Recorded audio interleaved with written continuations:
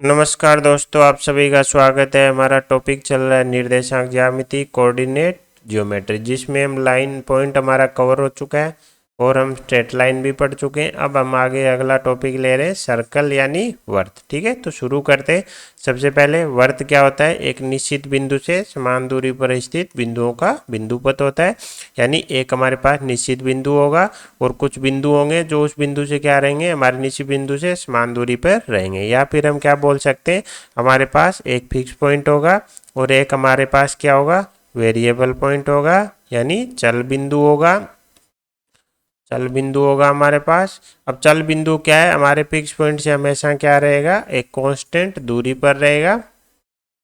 अगर ऐसा है तो जो इसका बिंदु पथ निकल के आएगा वो हमारा क्या निकल के आएगा, वर्त निकल के आएगा। यानी ये हमारा फिक्स बिंदु हो गया। मान लेते हैं ए कोमा बी है। अगर एक वेरिएबल बिंदु ले लिया हमने एक्स कोमा वाई, ये इनके बीच की क्या हो गई, दूरी हो गई।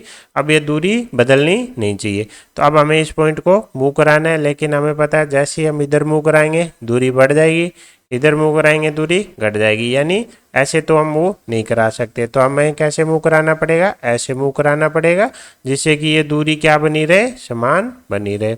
तो जैसे ही ऐसे मूव करेगा फाइनली हमें क्या दे देगा, एक वर्त दे देगा। जब ये वर्त पे कहीं पे भी जाएगा हमेशा ये दूरी क्या रहेगी, समान रहेगी।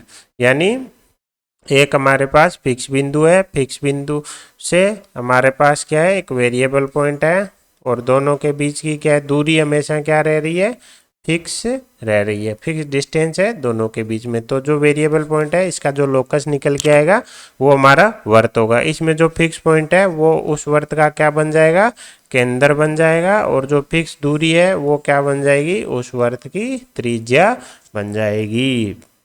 तो इसे केंद्र को हम ओ से डिनोट करेंगे और त्रिज्या को हम आर से डिनोट करेंगे। तो कुल मिला के हमारा वर्त क्या होगा, एक ऐसे बिंदु का बिंदुपथ जो एक फिक्स बिंदु से हमेशा क्या रहे, समान दूरी पे रहे। तो ये तो हमारा क्या हो जाएगा, केंद्र हो जाएगा। ये क्या हो जाएगा, एक वेरिएबल पॉइंट हो जाएगा एक्स कोमा वाई, और इनके बीच में ये दूरी है, ये इस वर्त की क्या हो जाएगी, त्रिज्या हो जाएगी। तो ये तो हो गया हमारा वर्त की डेफिनेशन। अब हम सिर्फ देखेंगे वर्त के समीकरण, जिसमें हम इसके चार रूप देखेंगे। एक हमारा पहला कौन सा है, केंद्रीय रूप। उसके बाद हम डायमीट्रिक फॉर्म यानी व्यास रूप देखेंगे, फिर एक व्यापक रूप देखेंगे और एक पैरामीट्रिक फॉर्म देखेंगे। ठीक है, तो सबसे पहले हम देख लेते हैं केंद्रीय रूप। केंद्रीय रूप में क्या होगा, एक हमें वर्त का केंद्र दिया होगा और हमें क्या दिया होगा, वर्त की त्रिज्या दी गई होगी। हर फॉर्म में हमें ध्यान होना चाहिए कि हमें क्या दिया होगा। ठीक है, और उसे हम कैसे निकाल लेंगे। तो हम क्या करेंगे, हम हमारा वर्त ले लिया, ये इसका क्या होगा, मान लेते हैं केंद्र ए कोमा बी, और ये क्या हो गई, त्रिज्या। अब देखो इस पे क्या ले लेंगे, एक वेरिएबल बिंदु ले लेंगे, जिसे हम जनरली क्या लेते हैं, एक्स कोमा वाई से लेते हैं। अब हमें पता है ये इन दोनों बिंदुओं के बीच की दूरी कितनी है, आर है। तो यहाँ पे हम क्या लगा देंगे, डिस्टेंस फॉर्मूला, दूरी का सूत्र लगा देंगे। जैसे ही दूरी का सूत्र लगाएंगे आर बराबर क्या आएगा, under the root X minus ए का whole square plus Y minus B का होल स्क्वेयर आएगा। अगर दोनों तरफ स्क्वेयरिंग कर देंगे तो क्या आ जाएगा, एक्स माइनस ए का whole square plus Y minus B का होल स्क्वेयर बराबर आर स्क्वेयर। तो ये फाइनली क्या आ गई, हमारी वर्त की समीकरण आ गई। कौन से वर्त की, जिसका केंद्र ए कोमा बी है और उसकी त्रिज्या कितनी है, आर है। तो इसका मतलब अगर हमें वर्त का केंद्र दिया हो और वर्त की त्रिज्या दी हो तो हम उस वर्त की समीकरण निकाल सकते हैं। एक्स माइनस ए का whole square y minus B का होल स्क्वेयर बराबर आर स्क्वेयर निकल के आएगी। इसमें अगर हमारी आर बराबर 0 हो जाए तो हमारा वर्त क्या बचेगा, एक्स माइनस ए का whole square plus Y minus B का होल स्क्वेयर बराबर 0। अब हम इसे वर्त ना बोल के क्या बोलेंगे, हम इसे बिंदु वर्त बोलेंगे। यानी इसकी त्रिज्या 0 है, ये अपने आप में क्या है, एक तरीके से बिंदु ही हो गया।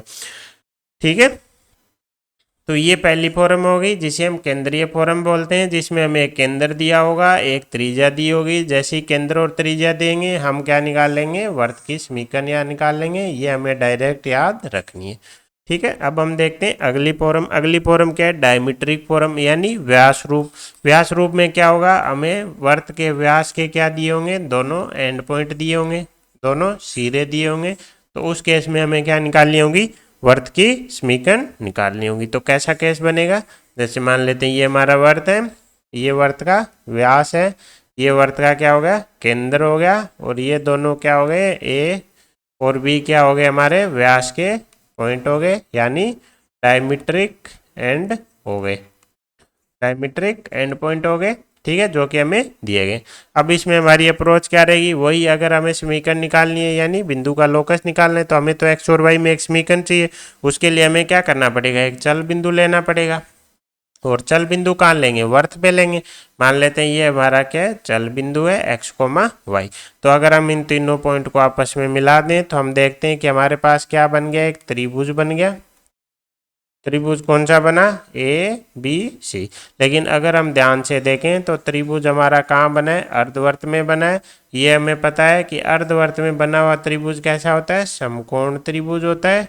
तो यहीं से हमारा क्या है, इसका लोकस निकल के आ जाएगा, एक्स वाई में समीकरण निकल के आ जाएगी। हमने क्या किया, ए और बी दो डायमीट्रिक एंड ले लिए। ए को मान लेते हैं x1 y1, बी को मान लेते हैं x2 y2। जब भी हमें वेरिएबल पॉइंट मानना हो हम x y मानेंगे।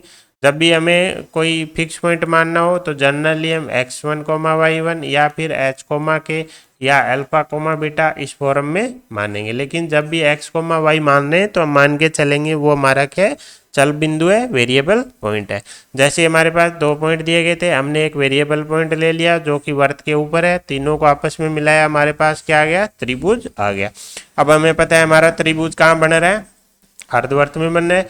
हमें पता है अर्धवर्त में बना हुआ त्रिभुज क्या होता है, समकोण होता है। समकोण होता है, इसका मतलब जो एंगल सी है वो हमारा क्या है, 90 डिग्री है। इसका मतलब जो रेखा ए सी है वो क्या है, लंबवत है भुजा बी सी के। ए सी और बी सी भुजा आपस में क्या है, लंबवत है। बस यहीं से हमारा क्या आ जाएगा, लोकस निकल के आ जाएगा। लंबवत होने के लिए हमें पता है, हमने रेखा में हम ऑलरेडी पढ़ चुके हैं, दो रेखाएं अगर लंबवत हैं तो उनकी प्रवणताओं का गुणनफल क्या होने वाला है, -1 होने वाला है।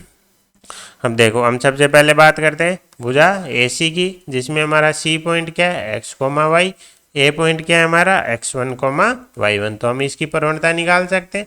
हमने ये स्ट्रेट लाइन में सीखा था, बिंदु दिए गए हो तो हम प्रवणताएं निकाल सकते हैं, y y1 divided by x x1 आ जाएगी। इसी प्रकार हम बी सी की निकाल सकते हैं, जिसमें सी हमारा क्या है, x y है, बी हमारा क्या है, x2 y2 है। तो प्रवणता आ जाएगी किसकी, भुजा बी सी की, क्या हो जाएगी, y y2 divided by x x2। अब हमें पता है दोनों भुजाएं क्या है, लंबवत है। लंबवत है तो दोनों की प्रवणताओं का गुणनफल क्या हो जाएगा, -1 हो जाएगा। एम प्रवणता ए सी की इंटू प्रवणता बी सी की बराबर -1 हो जाएगा। तो दोनों का गुणनफल -1 कर देते हैं, y y1 divided by x x1 into y y2 divided by x x2 बराबर -1। इसको सोल्व करेंगे, हमारे पास आ जाएगा x x1 into x x2 plus y y1 into y y2 बराबर 0। तो ये क्या आ गई, x और y में एक समीकरण आ गई। तो ये हमारे क्या हो जाएगी, उस वर्त की समीकरण हो जाएगी जिसके x1 y1 और x2 y2 क्या है, व्यास के अंतिम सिरे हैं, एंड पॉइंट है। अब अगर हम इसको थोड़ा सा ओपन करें और ध्यान से देखें तो हमारे पास इधर क्या आ जाएगा, x² minus x into x1 plus x2 और प्लस x1 x2 आ जाएगा। और इधर क्या आ जाएगा, y² minus y into y1 plus y2 plus y1 y2 बराबर 0। अगर हम ध्यान से देखें तो ये क्या है, हमारी क्वाड्रेटिक इक्वेशन है, एक द्विघात समीकरण है, किसमें, x में। इसी प्रकार ये भी हमारी क्या है, एक द्विघात समीकरण है, क्वाड्रेटिक इक्वेशन है, किसमें, y में। यानी अगर अभी कभी भी हमें क्वेश्चन में क्या दिख जाए, दो द्विघात समीकरणों का क्या दिख जाए, योग दिख जाए, तो हम क्या मान सकते हैं, उसको वर्त मान सकते हैं, यानी वो वर्त हमारा हो सकता है। दो क्वाड्रेटिक इक्वेशन का योग भी हो और वो क्या हो, 0 हो, तो वो वर्त की समीकरण होगी। ठीक है, तो अभी तक हमने क्या देखा, हमने पहला केंद्रीय रूप देखा जिसमें हमें क्या था, केंद्र दिया होगा और त्रिज्या दी गई होगी। हमारा वर्त की समीकरण क्या हो जाएगी, x - a का whole square plus Y minus B का होल स्क्वायर बराबर आर स्क्वायर। कहाँ से आया था? डिस्टेंस फॉर्मूला से हमने ये निकाला था। इसी प्रकार हमने देखा क्या दिए गए हो, वर्त के व्यास के अंतिम सिरे दिए गए हो, तो वर्त की समीकरण क्या होगी? x minus x one into x minus x two plus Y minus Y one into Y minus Y two बराबर 0। कहाँ से आया? ये आया कि हमने अर्धवर्त एक तीसरा बिंदु लिया x, y, अर्धवर्त में क्या बना? त्रिभुज बना, जो कि हमें पता क्या होता है? समकोण होता है। दो भुजाएं परपेंडिकुलर है, इसका मतलब उनकी प्रवणताओं का गुणनफल -1 आएगा। ये इस प्रॉपर्टी अप्लाई की, हमारे पास क्या आ गई? वर्त की समीकरण निकल के आ गई। तो अभी तक हमने 2 फॉर्म देख लिए। अब हमारी क्या है? व्यापक फॉर्म या सामान्य फॉर्म या फिर जनरल फॉर्म। देखो x और y में अगर हमें क्या चाहिए? 2 डिग्री की क्या चाहिए? समीकरण चाहिए। तो हमने लाइन पढ़ रहे थे तो हमने उसमें देखा था क्या होती है? A X square plus B Y square plus 2hxy plus 2gx plus 2fy plus c बराबर 0। हमने लाइन में पढ़ा था कि एक हमने क्या बनाया था?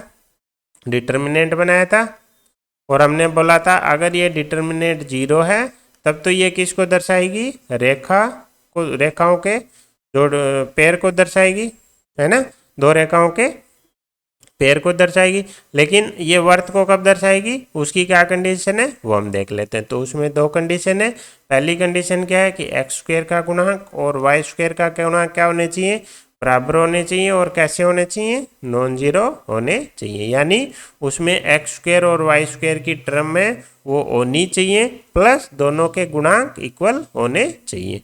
दूसरी चीज क्या है कि इसमें दूसरी कंडीशन क्या लगेगी? दूसरी कंडीशन लगेगी कि एक्स वाई का पद उसमें नहीं होना चाहिए, यानी h बराबर 0 होना चाहिए। तो ये सिर्फ 2 कंडीशन है।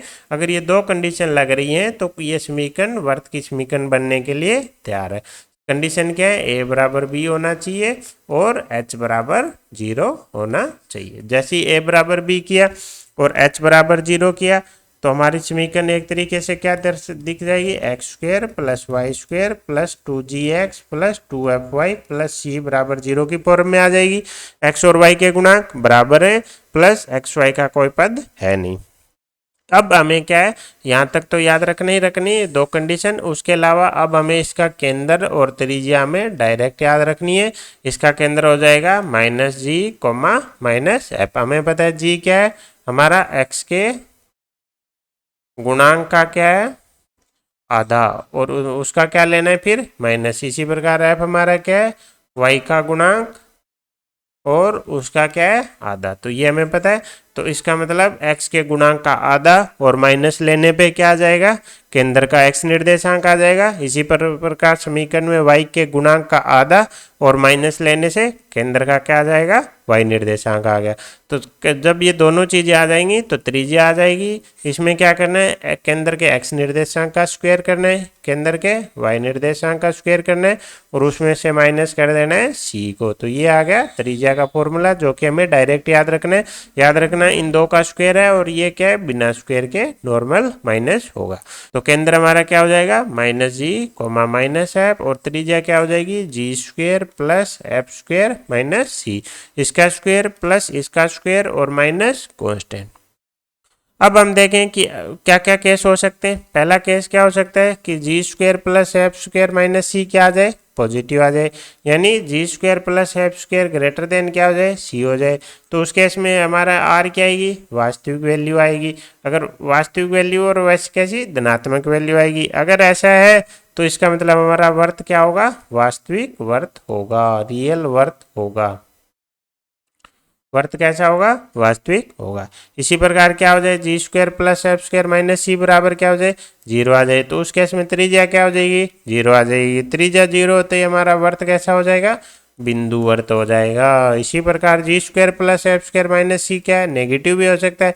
इसका मतलब आर हमारी क्या आएगी? इमेजिनरी आएगी, काल्पनिक आएगी वैल्यू। इसका मतलब वर्त एक्चुअल में नहीं होगा, सिर्फ कहाँ होगा? कल्पनाओं में होगा। तो वर्त कैसा हो जाएगा? काल्पनिक वर्त हो जाएगा। इसी प्रकार अगर c बराबर 0 होगा तो इसका मतलब प्रत्येक टर्म में x और y है, और ये किससे गुजर जाएगा? 0, 0 से पास हो जाएगा। c बराबर 0 है तो वर्त हमारा किससे गुजरेगा, मूल बिंदु से गुजरेगा। इसी प्रकार g बराबर 0 हो गया, इसका मतलब जो हमने केंद्र निकाला था उसका x कोऑर्डिनेट क्या हो गया, 0 हो गया। x कोऑर्डिनेट कहाँ 0 होता है, वाई एक्स पे। इसका मतलब हमारा केंद्र कहाँ पे होगा, वाई एक्स पर होगा। उसी प्रकार अगर f बराबर 0 हो गया, f बराबर 0 होते ही जो हमारा केंद्र है उसका क्या हो जाएगा, y निर्देशांक 0 हो गया। y निर्देशांक कहाँ 0 होता है, x एक्स पे। इसका मतलब हमारा केंद्र कहाँ पे है, x एक्स पे है। तो ये बेसिक हम क्या कंक्लूजन उससे फॉर्मूले से निकाल सकते हैं। हमें क्या याद रखना है, एक तो कि x और y में दी गई द्विघात समीकरण कब रिप्रेजेंट करेगी वर्त को, जब a बराबर b और दोनों नॉन जीरो, दूसरा h बराबर 0। उसके बाद अगर दोनों कंडीशन लगाते ही समीकरण अगर ऐसी दिख रही है तो उसमें केंद्र क्या हो जाएगा, माइनस जी कोमा माइनस है, और त्रिज्या क्या हो जाएगी, G square plus F square minus सी।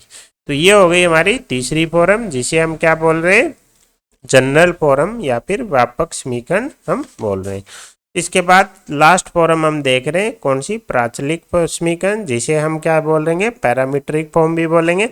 ठीक है, जिसमें हम पैरामीट्रिक नाम आते हैं हम क्या यूज करेंगे, आर और थीटा हम यूज करेंगे। जैसे हम वर्त लेते हैं x square plus y square बराबर आर स्क्वायर, तो हमारी जो वर्त दिखेगा वो कैसा दिखेगा, इसका केंद्र क्या हो जाएगा, केंद्र क्या है हमारा, मूल बिंदु, और त्रिज्या क्या है, आर है। तो ये हमारा मूल बिंदु हो गया। इस पे अगर हमने कोई बिंदु ले लिया एक्स कोमा वाई, इसकी यहाँ से दूरी कितनी है, आर है, ये एंगल मान लेते हैं थीटा। तो थीटा हमारा क्या हो जाएगा, एक तरीके से प्राचलिक कोण हो जाएगा, जो कि हमारा क्या हो जाएगा, पैरामीटर भी हो जाएगा, जिसकी फॉर्म में हम एक्स वाई को एक्सप्रेस करेंगे। अब हमें पता है, हम जब पॉइंट पढ़ रहे थे तो हमने देखा था कि ये बिंदु है, इसका एक्स निर्देशांक का मतलब क्या होगा, वाई एक्स एक्स से लंबवत दूरी। इसी प्रकार वाई निर्देशांक का मतलब क्या होगा, एक्स एक्स से लंबवत दूरी। ये दूरी वाई है, ये दूरी एक्स है। अगर ये दूरी एक्स है तो हमें पता है ये दूरी भी कितनी होगी, एक्स होगी। तो ये क्या बन गया, हमारा एक समकोण त्रिभुज बन गया, जिसमें ये भुजा एक्स है, ये कोण थीटा है, ये भुजा वाई है। जब हमारे पास क्या हो, और दूसरी बात ये हमारे पास क्या है, आर है, तो हमें पता है यहाँ से हम फॉर्मूले अप्लाई कर देंगे ट्राइंगल के, हमें ट्रिग्नोमेट्री अप्लाई कर देंगे। साइन थीटा हमारा क्या होता है, लंब बटा करण होता है ना। तो लंब क्या होती है, थीटा के सामने वाली भुजा, करण क्या है, आर। तो यहाँ से वाई बराबर क्या निकल के आ गया, आर साइन थीटा।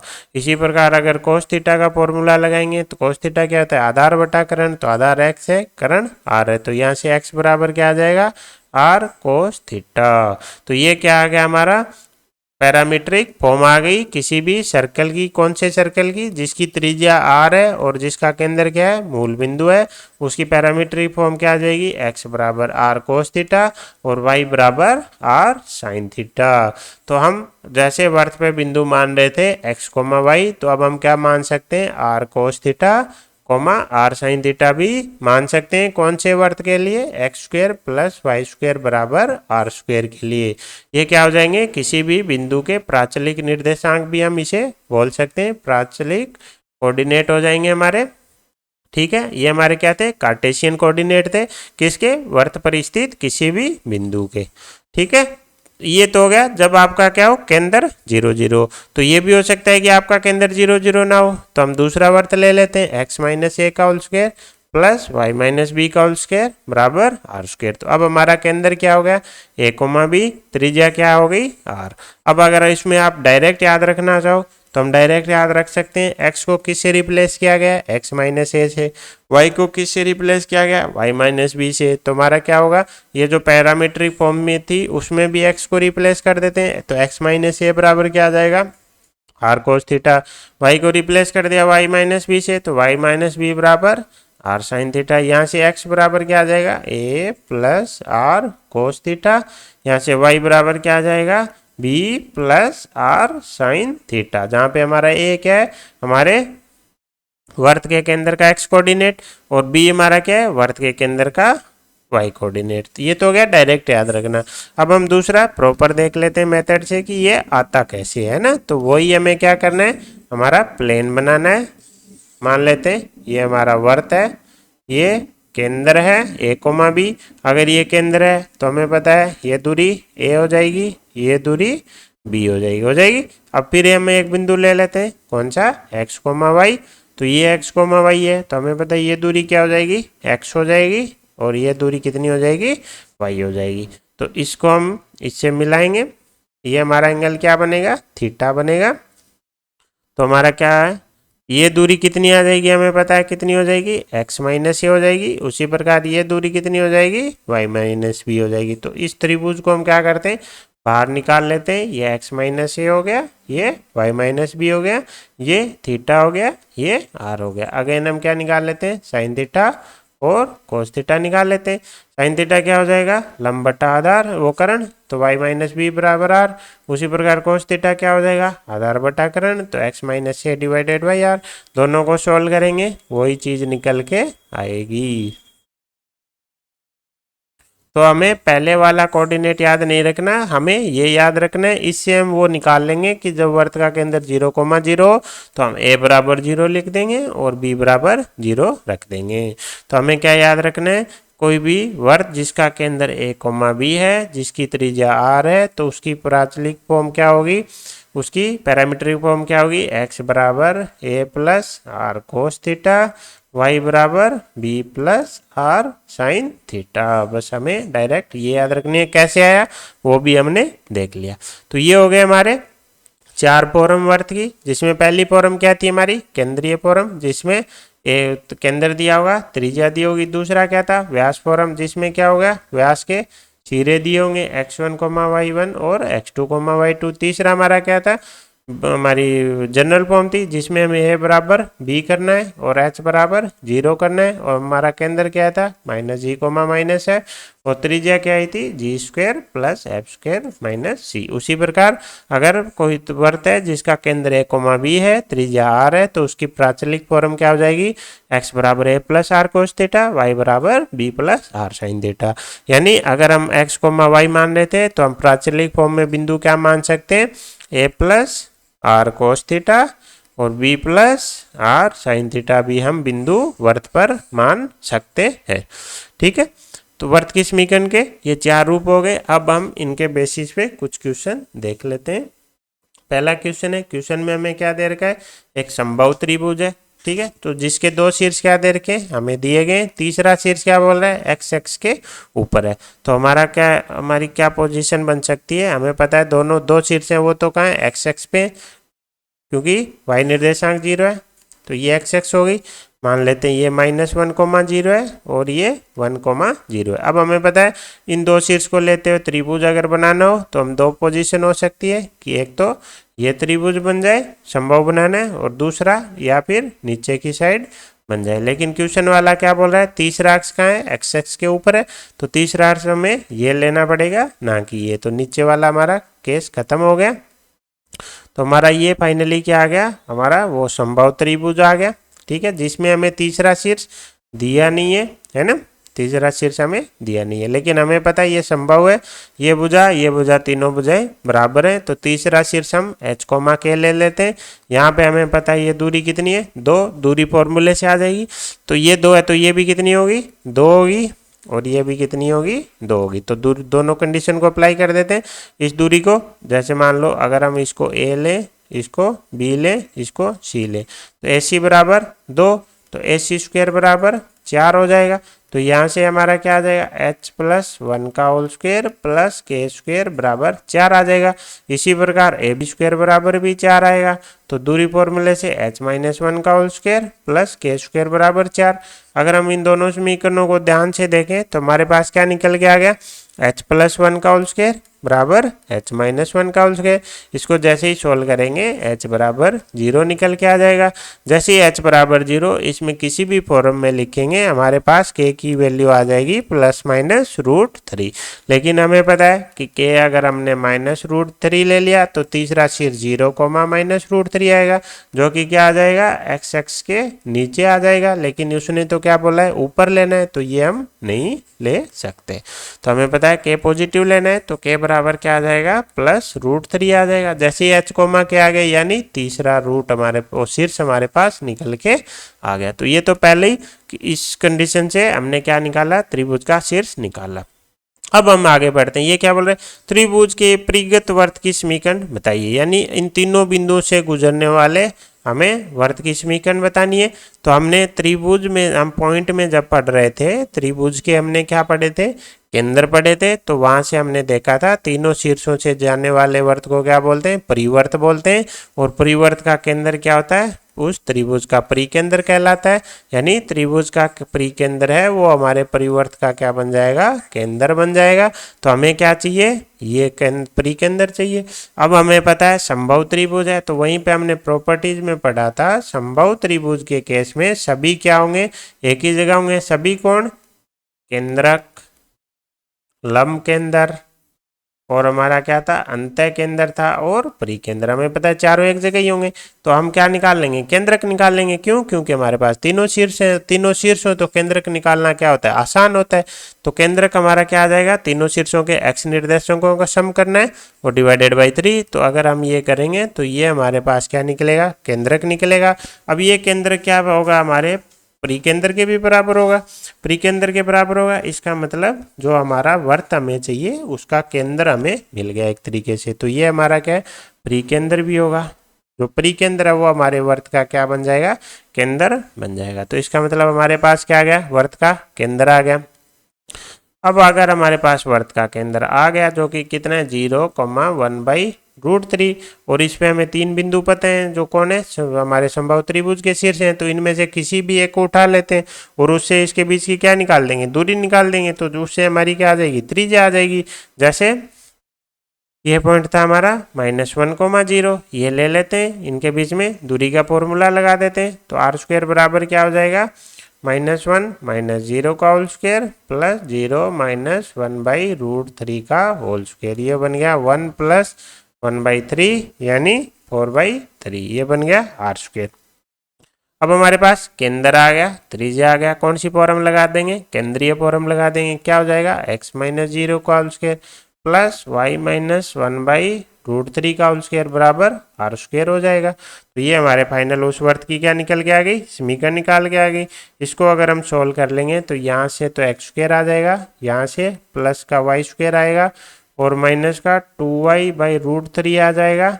यहाँ से एक 1/3 आ जाएगा, है ना, यहाँ से 1/3 आएगा जो कि उधर जाके 4/3 में से माइनस हो जाएगा। फाइनली ये 1 बच जाएगा। तो ये हमारे क्या आ जाएगी, उस वर्त की समीकरण निकल के आ जाएगी जो क्वेश्चन में पूछ रखा है। तो अगर हम इसको थोड़ा सा, हमें क्या करना पड़ेगा, सिंप्लीफाई करना पड़ेगा। √3 हम कॉमन ले लेंगे, √3 से क्या कर देते हैं, एलसीएम ले लेते हैं। तो √3 × x² + y² - 2y बराबर क्या आ जाएगा, √3 आ जाएगा। तो √3 x² + y² - 2y - √3 हमारा क्या हो जाएगा, करेक्ट आंसर हो जाएगा। तो ऐसे क्वेश्चन में मल्टीपल चीज़ें क्या करवाएगा, वो यूज करवाएगा। सबसे पहले हमें क्या है, संभव त्रिभुज की प्रॉपर्टी लगाई, वहां से क्या है हमारा तीसरा शीर्ष आया। फिर इसने क्या बोला, परिगत वर्त मतलब तीनों शीर्षों से गुजरने वाला वर्त। तो वहां पे हमारा क्या है, त्रिभुज काम आया।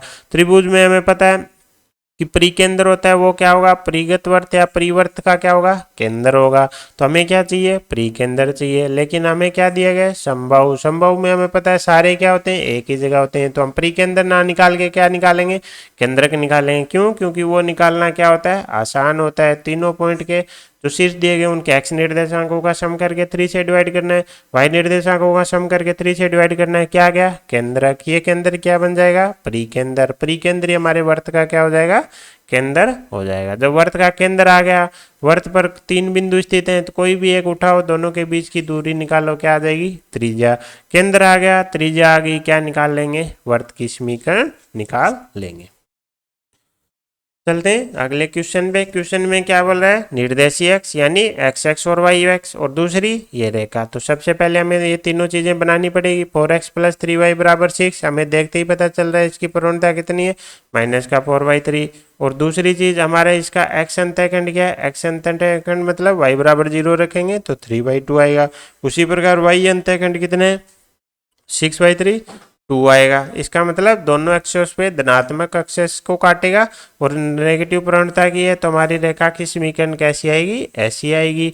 ये अंतःखंड कितने हैं, 3/2, ये अंतःखंड कितने, 2, और हमारी रेखा की प्रवणता -4/3 नेगेटिव। सबसे पहले हमें इस रेखा को ड्रॉ करना आना चाहिए। अब देखो दोनों निर्देशांक की अक्षों और इस रेखा को स्पर्श करने वाले इनके से निर्मित त्रिभुज के अंतर्गत वर्त की समीकरण चाहिए, यानी इसके अंदर एक वर्त बनेगा, इसके अंदर वर्त बनेगा। इसका मतलब तीनों रेखाओं को क्या करेगा, स्पर्श करने वाला वर्त चाहिए।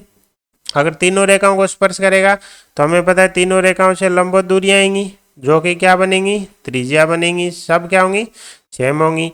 तो अब देखो ये केंद्र है, केंद्र की वाई एक्सेस से लंबवत दूरी r, केंद्र की एक्स एक्स से लंबवत दूरी r, तो हमारा केंद्र क्या हो जाएगा, केंद्र r, हो जाएगा। आई होप आपको ये समझ में आया होगा। ये भी इसकी स्पर्श रेखा है, वाई एक्सेस भी स्पर्श रेखा है, स्पर्श रेखा है तो केंद्र की इन दोनों से लंबवत दूरियां r होंगी। दोनों के लंबवत दूरियां x निर्देशांक और y निर्देशांक बन जाएंगी केंद्र की, तो केंद्र क्या बन जाएगा, r बन जाएगा। अब हमें क्या करना है, इस केंद्र की इस रेखा से भी लंबवत दूरी कितनी है, r, बस वो प्रॉपर्टीज हम क्या कर देंगे, अप्लाई कर देंगे।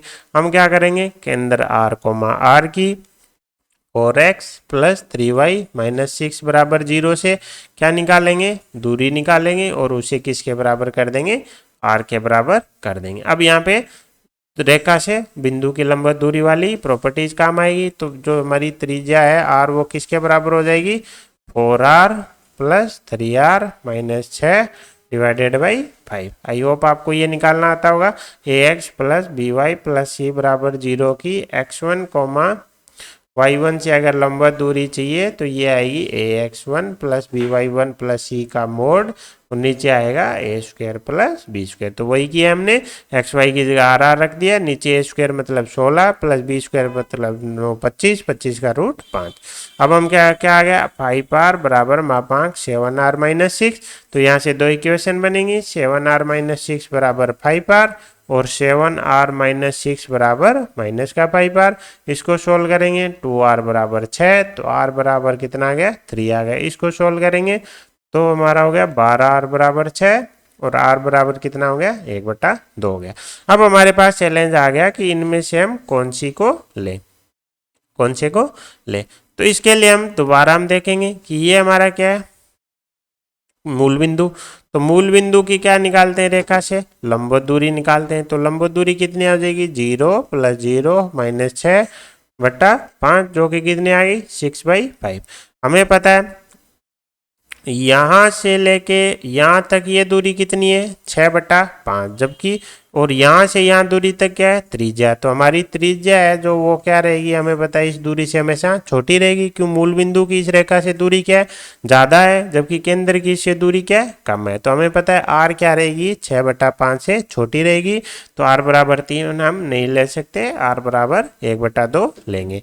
जैसे ही r बराबर 1/2 आ गई, हमारे पास त्रिवर्त का केंद्र आ गया, वर्त की त्रिज्या आ गई, वर्त की समीकरण आ जाएगी, केंद्र को हम लगा देंगे। तो x - 1/2 का होल स्क्वायर, y - 1/2 का होल स्क्वायर बराबर r का स्क्वायर। तो ये हमारे वर्त की समीकरण आ जाएगी। चलते हैं अगले क्वेश्चन पे। क्वेश्चन में क्या बोल रहा है, देखो क्या बोल रहा है, बिंदु A है और B है। तो हमारे पास दो बिंदु हैं, तो मान लेते हैं A बिंदु x1 y1 है, दूसरा बिंदु x2 y2 है। उसके भुज मतलब x निर्देशांक, कोटियां मतलब y निर्देशांक। भुज बोल रहा है तो इसका मतलब किसकी बात कर रहा है, दोनों के x निर्देशांकों की। और अगर वो कोटियां बोल रहा है तो उसका मतलब दोनों के y निर्देशांकों की बात कर रहा है। ये क्या बोल रहा है, क्रम से इस समीकरण और इस समीकरण के मूल है, यानी इन दोनों बिंदुओं के जो भुज है x1 y1 वो तो इस समीकरण के मूल है। तो x² + 2ax + b बराबर 0 के मूल कौन है, x1 और x2। इसी प्रकार x² + 2cx + d बराबर 0 के मूल हैं इन दोनों बिंदुओं की कोटियां, कोटियां कौन है, y1 y2। तो यहाँ तक ये चीज समझ में आ गई। अब क्या बोल रहा है, ए बी को व्यास मानते हुए खींचे गए वर्त की समीकरण चाहिए। हमें पता है ए हमारा क्या है, x1 y1, बी हमारा क्या है, x2 y2।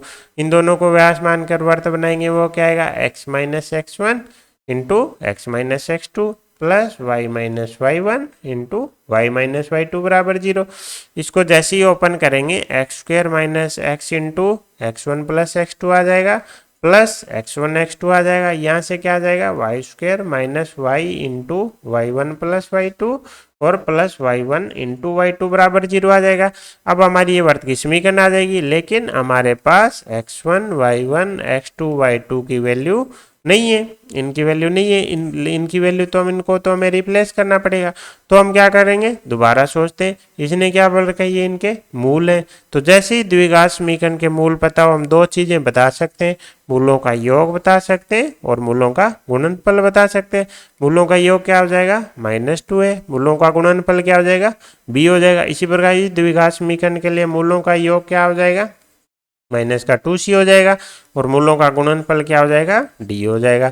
यानी x1 plus x2 x1 x2 और y1 plus y2 y1 y2 के हमारे पास वैल्यू है। तो यही तो वैल्यू हमें चाहिए, x1 प्लस x2 की चाहिए, x1 इंटू x2 की चाहिए, y1 प्लस y2 की चाहिए और y1 y2 की वैल्यू चाहिए। तो इसमें हम क्या करते हैं, वैल्यू पुट कर देते हैं और हमारा क्या आ जाएगा, जो डिजायर्ड वर्त है उसकी समीकरण निकल के आ जाएगी। तो x square x1 plus x2 की जगह क्या रख देंगे माइनस का 2a रखेंगे, तो ये क्या बन जाएगा 2ax बन जाएगा।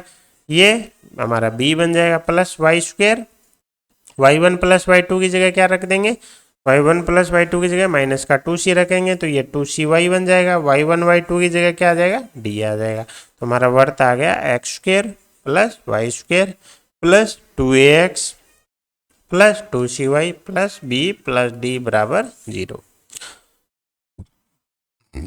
तो ये हमारा क्या हो जाएगा, करेक्ट आंसर हो जाएगा। X square plus y square plus 2ax plus 2cy plus b plus d क्या हो जाएगा, हमारा आंसर हो जाएगा। तो क्वेश्चन वाला ऐसे भी कर सकता है, हमें डायरेक्ट व्यास नहीं देगा, हमें कोई न कोई कंडीशन दूसरी देगा और उसको यूज करवा लेगा। तो हमने क्या किया, दो व्यास बिंदु माने, जैसे ये व्यास में रखा, हमारे पास x1 plus x2 x1 x2 इनकी जरूरत पड़ी, लेकिन हमें क्या बोल रखा है कि इस समीकरण के मूल कौन है x1 x2। किसी भी द्विघात समीकरण के मूल अगर दिए हो तो हम दो चीजें बता सकते हैं, मूलों का योग और मूलों का गुणनफल। दोनों को, चारों चीजों को हमने उसमें यूज किया और हमारा आंसर निकल के आ गया। चलते हैं अगले क्वेश्चन पे। क्वेश्चन में क्या बोल रहा है, ये एक वर्त है जिसके व्यास का एक सिरा है तो दूसरा सिरा ज्ञात करो। तो हमारा ये ऐसे कोई वर्त होगा जिसका ये सिरा मान लेते हैं क्या है 4, -2, ये क्या हो गया व्यास हो गया। ये दूसरा सिरा हमें नहीं पता है, लेकिन हमें पता है अगर ये व्यास है तो इसके बीच में कौन होगा, इस वर्त का केंद्र। ये हमारी क्या है, वर्त के केंद्र की व्यापक समीकरण है। व्यापक समीकरण में हमें पता है केंद्र कौन होता है -g, -f। g क्या होता है हमारे x के गुणांक का आधा, तो x का गुणांक -4 है, उसका आधा क्या हो गया -2। f क्या होता है y के गुणांक का आधा, जो कि क्या हो जाएगा 4 हो जाएगा। इसका मतलब हमारा केंद्र क्या हो गया 2, -4 हो गया। तो अब हमें पता है कि ये तीन बिंदु हैं 2, -4, जहाँ पे ये क्या हमारा इन दोनों के बीच में हमारा वो केंद्र क्या होता है व्यास के बीच में होता है। इसका मतलब ये दोनों दूरियां क्या है बराबर है, यानी ये बिंदु इस रेखाखंड को 1:1 में विभाजित कर रहा है। तो अब हमारा यहाँ पे क्या लग जाएगा, विभाजन सूत्र लग जाएगा। 1:1 में डिवाइड कर रहा है कौन 2, -4 किसको 4, -2 और h, k को। तो हमारा क्या हो जाएगा, मिड पॉइंट निकालें तो h प्लस 4/2 बराबर तो क्या हो जाएगा 2 हो जाएगा। यहाँ से h बराबर क्या आ जाएगा 0 आ जाएगा। इसी प्रकार k -2 डिवाइडेड बाई 2 बराबर कितना हो जाएगा -4, तो k बराबर कितना आ जाएगा -6 आ जाएगा। तो हमारा जो व्यास का दूसरा सिरा है वो 0, -6 आ जाएगा। तो यहाँ में क्या यूज करना पड़ा, विभाजन सूत्र सेक्शन फॉर्मूला हमारे काम आया। चलते हैं अगले क्वेश्चन पे। क्वेश्चन में क्या बोल रहा है, fx, y माना fx, y मतलब ये x और y में क्या है समीकरण है। अब हम जब वर्त की समीकरण बोल रहे हैं तो हमें x और y में एक वर्त की समीकरण किस में याद है, स्टैंडर्ड फॉर्म में X square plus Y square plus 2gx plus 2fy plus C बराबर 0 हम जानते हैं, है ना। एफ एक्स वाई का मतलब क्या है, एक्स और वाई का फंक्शन है, बराबर 0 होते ही वो क्या बन जाएगी, समीकरण बन जाएगी। और वो बोल रहा है क्या, वर्त है, तो एक्स और वाई में समीकरण तो हम जानते हैं जो किसको दर्शाती हो, वर्त को दर्शाती हो। एक्स और वाई में द्विघात समीकरण जिसमें वो एक्स स्क्वेयर वाई स्क्वेयर के कोफिशिएंट गुणांक क्या कर देंगे, बराबर कर देंगे, और एक्स वाई का गुणांक 0 कर देंगे, तो हमारे पास क्या निकल जाएगी, वर्त की समीकरण आ जाएगी। अब बात करते हैं f 0 comma lambda. F 0 comma lambda का मतलब हो गया एक्स बराबर 0 रख दो और वाई बराबर लेमडा रख दो, तो lambda square plus 0 plus 2f lambda plus C बराबर 0। यहाँ से हम देखेंगे हमारे पास क्या आ गई, एक लेमडा में द्विघात समीकरण आ गई। आगे क्या बोल रहा है, इसके मूल कौन है, 2,2। जैसे ही मूल दिए हो, थोड़ी देर पहले हमने देखा था, मूलों का योग आ जाएगा और मूलों का गुणनफल आ जाएगा। यहाँ से क्या आ जाएगी, f की वैल्यू आ जाएगी जो कि -2 आएगी। यहाँ से क्या आ जाएगी, c की वैल्यू आ जाएगी। अब देखो क्वेश्चन ने क्या पूछा है, वर्त का केंद्र, केंद्र के लिए हमें क्या चाहिए, g एंड f चाहिए, तो f हमारा निकल के आ चुका है। अब हमें क्या चाहिए, g की वैल्यू चाहिए। g की वैल्यू के लिए इसने आगे एक कंडीशन और दे रखी है, इस बार क्या निकालो, f लेमडा कोमा 0 निकालो, यानी x बराबर लेमडा रख दो, y बराबर 0 रख दो, तो ये बन जाएगा lambda square plus 2g lambda plus c बराबर 0। इसके मूल हमें क्या दे रखे हैं, इसके मूल दे रखे हैं इस बार 4/5 और दूसरा मूल है 5। अब क्या निकालेंगे, वही मूलों का योग, मूलों का योग क्या होगा, -2g। सोल्व करेंगे, g की वैल्यू आ जाएगी -29 डिवाइडेड बाई 10। जैसे g की वैल्यू आ गई, f की वैल्यू पहले ही आ चुकी है, क्या आ जाएगा, वर्त का केंद्र आ जाएगा। केंद्र क्या होगा, -g -f, यानी 29/10 और 2 क्या हो जाएगा, उस वर्त का केंद्र हो जाएगा। तो हमने कुछ नहीं किया, क्वेश्चन में एफ एक्स कोमा वाई बराबर 0, यानी एक्स और वाई में फंक्शन है और उसको 0 कर देंगे तो समीकरण, एक्स और वाई में समीकरण हम ऑलरेडी जानते हैं, उसको फिर दी गई कंडीशन को यूज किया, 0 कोमा लेमडा रखा, लेमडा में द्विघात समीकरण, द्विघात समीकरण के मूल दिए, मूलों का योग बराबर किया, एफ की वैल्यू आ गई। इसी प्रकार एफ लेमडा कोमा 0 किया, एक लेमडा में फिर समीकरण, मूलों का योग निकाला, वहां से जी की वैल्यू आ गई। एफ और जी की वैल्यू आते ही हमारा केंद्र आ जाएगा। ठीक है, अगला क्वेश्चन है, क्वेश्चन में एक वर्ग दे रखा है और पूछ रखा है किसी बिंदु के प्राचलिक निर्देशांक बताइए। तो हमें प्राचलिक निर्देशांक जब पैरामीट्रिक फॉर्म पढ़ रहे थे तो हमारा क्या था, x बराबर a plus r cos theta और y बराबर b plus r sine theta. अब हमें क्या चाहिए, ए बी आर की वैल्यू चाहिए। ए बी क्या था हमारा, इसका केंद्र था, आर इसकी क्या थी, त्रिज्या थी। तो हमें ये तो पहले से निकालना था, ये इसका केंद्र क्या होगा, -g कोमा -f। g क्या है, x के गुणांक का आधा, तो -1 बन जाएगा। f क्या है, y के गुणांक का आधा, तो -3/2, एक माइनस पहले से है, क्या बन जाएगा, प्लस का 3/2 बन जाएगा। तो यहाँ से हमारी a की वैल्यू आ गई -1, b की वैल्यू आ गई 3/2। अब हमें त्रिज्या निकालनी है, तो क्या हो जाएगी, g square plus f square minus C, तो माइनस पहले से माइनस से आ रहा है, एक माइनस वो, तो मिलके क्या हो जाएगा, +4 हो जाएगा। ये बन जाएगा हमारा √26 डिवाइडेड बाई 2। जैसे ही त्रिज्या आ गई, ए बी की वैल्यू आ गई, हमारे क्या आ जाएंगे, प्राचलिक निर्देशांक आ जाएंगे। एक्स की वैल्यू क्या आ जाएगी, -1 प्लस √26/2 कोस थीटा। वाई बराबर कितना आ जाएगा, 3/2 प्लस √26/2 साइन थीटा। जैसे एक्स और वाई आ गए, निर्देशांक लिख देंगे, एक्स कोमा वाई, तो निर्देशांक बन जाएगा -1 √26/2 cos theta 3/2 plus √26/2 sine theta. ये तो हमने पहले ही देख लिया था, है ना। अब देखते हैं अगला क्वेश्चन। अगले क्वेश्चन में क्या दे रखा है, alpha beta gamma P Q R के क्या है, प्राचलिक कोण, यानी पी अल्फा है। तो अगर ये है और वर्त क्या है हमारा, x square plus y square बराबर 1, यानी ए कोमा बी जो केंद्र का है वो क्या हमारा 0,0, त्रिज्या कितनी है 1 है। तो कोई भी निर्देशांक अगर हम देखेंगे तो क्या हो जाएगा, एक्स बराबर आर कोस थीटा यानी कोस थीटा, वाई बराबर क्या हो जाएगा, आर साइन थीटा यानी साइन थीटा हो जाएगा। इसका मतलब हमारा बिंदु पी क्या हो जाएगा, पी बन जाएगा हमारा cos alpha coma sine alpha. इसी प्रकार क्यू क्या बन जाएगा हमारा, cos beta coma sign beta. इसी प्रकार आर क्या बन जाएगा हमारा, cos gamma coma sign gamma. कहाँ से आया कि वर्त की त्रिज्या बताओ, वर्त का केंद्र बताओ, तो उस पर हम कोई भी बिंदु मान सकते हैं। एक को a plus r cos theta और b plus r sine theta. A b की वैल्यू 0 0, आर की वैल्यू 1, तो पॉइंट क्या हो जाएगा cos theta comma sine theta. अब तीनों एंगल अलग अलग हैं तो वो तीनों रख देंगे। अब क्या बोल रहा है, एक बिंदु ये है और क्या बोल रहा है A P A Q A R, ये क्या है दूरियां हैं जो कि जीपी में। तो हमें क्या निकालनी पड़ेगी, ए पी निकालनी पड़ेगी। ए पी क्या हो जाएगी, दूरी का फॉर्मूला लगाना है, क्या हो जाएगा कोस एल्फा प्लस 1 का whole square plus sine square alpha हो जाएगा। आई होप आपको समझ में आएगा। -1, 0 और कोस एल्फा साइन एल्फा के बीच में दूरी का सूत्र लगा दिया। दोनों को ओपन करेंगे, इसको स्क्वायर को ओपन कर देंगे, cos square alpha plus 1 plus 2 कोस alpha plus sine square alpha. Cos square plus alpha square क्या, साइन स्क्वायर एल्फा क्या बन जाएगा 1 बन जाएगा, और 1 + 1 क्या बन जाएगा 2 बन जाएगा। तो ये बन गया 2 + 2 कोस एल्फा, यानी हमारा ए पी आ गया √2 × 1 + कोस एल्फा। अब कोस एल्फा से 7 1 हो तो वो हटाना में आता है। कोस एल्फा बराबर क्या था 2 कोस स्क्वायर एल्फा बाई 2 - 1, तो ये क्या बन जाएगा 2 × 2 कोस स्क्वायर एल्फा बाई 2 बन जाएगा।